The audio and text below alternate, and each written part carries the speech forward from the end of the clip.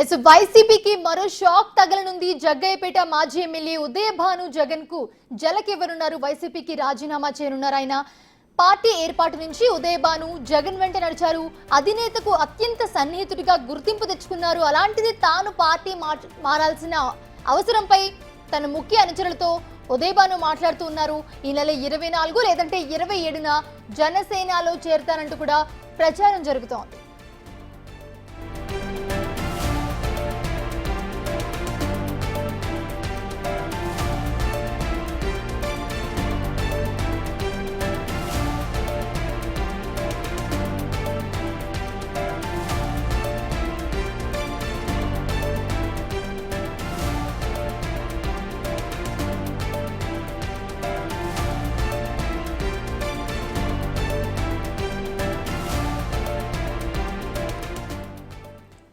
వైసీపీకి మరో షాక్ తగిలినుంది. వరుసగా ఒకరి తర్వాత ఒకరు జనసేనలోకి చేరడానికి ముందుకు వస్తూ ఉన్నారు. ఇదే అంశానికి సంబంధించి మా ప్రతినిధి సిద్ధంగా ఉన్నారు.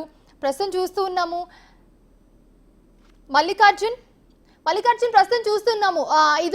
ఇప్పటి వరకు మనం చూసాము బాలినేని గురించి మాట్లాడుకున్నాము. ఆయన క్లియర్ గా చెప్పారు రేపు విజయవాడ వెళ్తాను, కలుస్తాను అని చెప్పి. మరి ప్రస్తుతం ఇప్పుడు ఉదయభాను కూడా మళ్ళీ నేను జనసేనతో చేరతానని చెప్పి కూడా మాట్లాడుతున్నట్టుగా తెలుస్తోంది.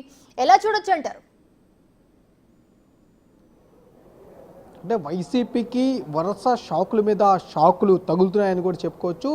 ఎందుకంటే జగన్కు సంబంధించిన అత్యంత సన్నిహితులు, అలాగే 2012 తర్వాత పార్టీతో ఎప్పుడైతే ఏర్పడిందో అప్పటి నుంచి ఇప్పటి వరకు కూడా జగన్ వెంటే నడిచిన వ్యక్తులు వీళ్ళందరూ కూడా, కానీ ఒక్కొక్కరుగా రిజైన్ చేస్తూ కూడా కూటమిలో ఉన్న పార్టీల్లో కూడా చేరుతున్న పరిస్థితి కనిపిస్తూ ఉంది.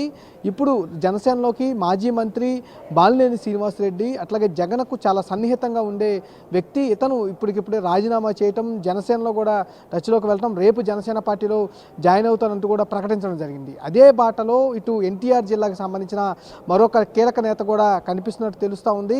ఏదైతే జగ్గయ్యపేటకు సంబంధించి మాజీ ఎమ్మెల్యే ఉదయభాను ఉన్నారో, ఉదయభాను కూడా జిల్లాకి సంబంధించిన జిల్లా మొత్తాన్ని ప్రభావితం చేయగల కాపు నేతగా కూడా ఉంటా ఉన్నారు. కానీ వైసీపీ మాత్రం అక్కడ ఉన్న జిల్లా నేతలు మాత్రం అతన్ని పట్టించుకోలేదు.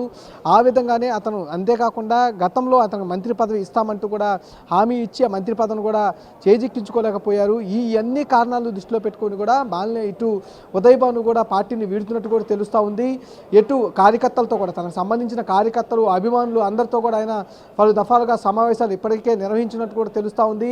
ఈయన 24 కానీ 27వ తేదీ కానీ జనసేనలో చేరుతారంటూ కూడా నియోజకవర్గంలో జోరుగా ప్రచారం అయితే జరుగుతున్న పరిస్థితి కూడా కనిపిస్తూ ఉంది. ఈ నేపథ్యంలోనే కొద్దిసేపటి క్రితం కూడా కార్యకర్తలతో ఆయన సమావేశం నిర్వహించినట్టు కూడా తెలుస్తూ ఉంది.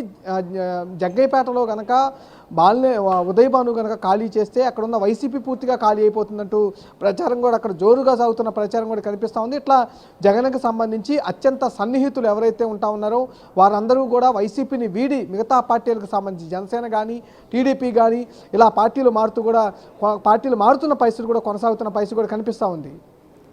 మల్లికార్జున్, ప్రస్తుతం మనం చూస్తూ ఉన్నాము వరుస పెట్టి ఒకరి తర్వాత ఒకరు పార్టీ మారడంపై ఆలోచిస్తూ ఉన్నారు. అండ్ దాని గురించి ప్లాన్స్ కూడా చేసుకుంటూ ఉన్నారు. ప్రస్తుతం మనం ఉదయభాను గురించి మాట్లాడుకుంటే కనుక ఆయనకి ఎలాంటి అసంతృప్తి ఎదురైంది పార్టీలో? ప్రధానంగా ఇప్పటికే 2 సార్లు ఎమ్మెల్యేగా ఆయన గెలుపొందడం జరిగింది. 3వసారి పోటీ అయితే చేయడం జరిగింది. అక్కడ ఈ ఎన్డీఏకి సంబంధించిన నేత ఎవరైతే ఉన్నారో అక్కడ శ్రీరామ్ తాతయ్య అతను గెలుపొందడం జరిగింది. ఈ నేపథ్యంలో ఎందుకంటే మొదటి నుంచి ఎన్టీఆర్ జిల్లాకి సంబంధించి ఒక కీలక నేతగా ఆయన ఎదుగుతూ వస్తూ ఉన్నారు. కానీ పార్టీ నాయకులకు సంబంధించి కానీ జిల్లా నేతలకు సంబంధించి కానీ ఎప్పుడూ తనని పట్టించుకోలేదని ఒక ఇబ్బంది కూడా అతనికి ఎప్పటి నుంచో కార్యకర్తల దగ్గర నుంచి అతని అభిప్రాయాలు పంచుకుంటూ వస్తూనే ఉన్నారు. మొన్నటి వరకు కూడా జగన్కి సంబంధించి ఏదైతే అక్కడున్న జగ్గయ్యపేటలో జరిగిన ఈ దాడులకు సంబంధించి కూడా స్వయంగా వెళ్ళి జగన్మోహన్ రెడ్డి పరిశీలించిన సమయంలో కూడా అక్కడ పట్టించుకోలేదనే విమర్శలు ఎక్కువగా వినిపించా ఉన్నాయి. ఇట్లా ఎన్ని విమర్శలను దృష్టిలో పెట్టుకొని అక్కడ ఉన్న ఆయనకు జరిగిన అనుమానం. Right, thanks for the updates Mallikarjun.